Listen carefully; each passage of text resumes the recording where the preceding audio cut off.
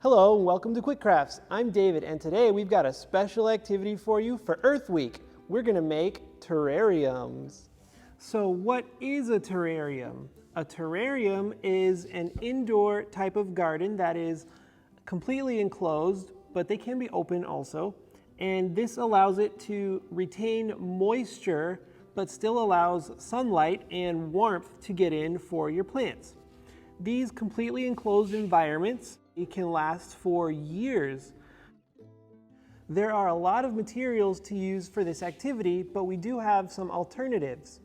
For our drainage layer, we will need some small stones, but you can also use sand. For our filter and purification layer, I'm going to use activated charcoal that you can find at any pet store. We will also need a jar to put inside our terrarium. We will need felt or some sort of mesh and a brush.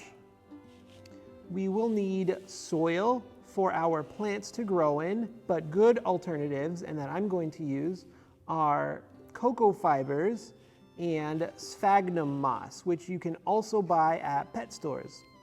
And then the most important thing you will need are your plants. And there's a couple different varieties that you can try out inside your terrarium.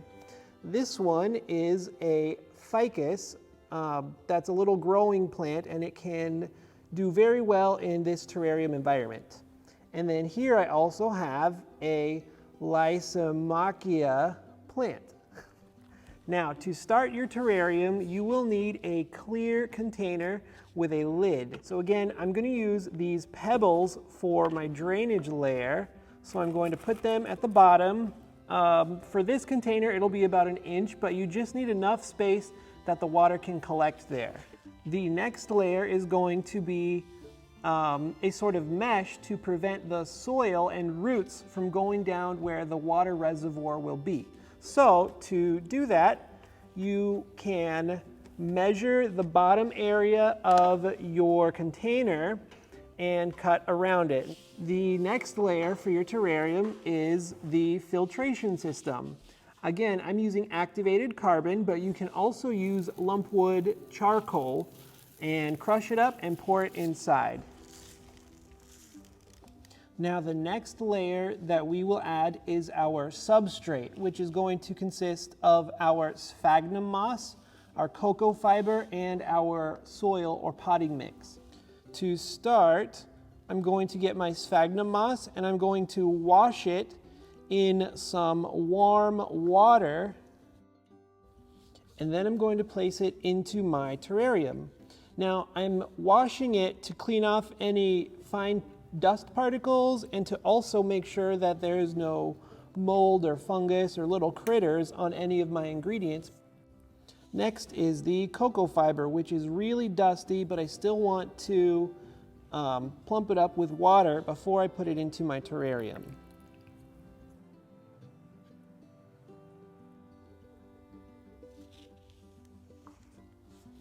Now the last part I'm going to add to my terrarium is regular potting soil. Now again, if you don't have access to the moss or the cocoa fiber, your terrarium can use just soil instead. Now we're going to add the living components of our terrarium. Now on your plants, depending on what kind of plants you have, you may want to look for parts that already have some roots growing. Now I see a little root here, so I'm going to take a snippet of this plant. Now your clippings are going to need to be washed before you put them in the terrarium to make sure you remove any pesticides or fungus or mold spores also. And I'm going to try to put the parts with a little bit of root into the soil. Then you're going to want to add a little bit of water to moisten your soil for your plants. The last things to add to your terrarium are the soft and hardscape elements. And so these are the decorations that aren't necessarily alive, but they'll still make your terrarium look great.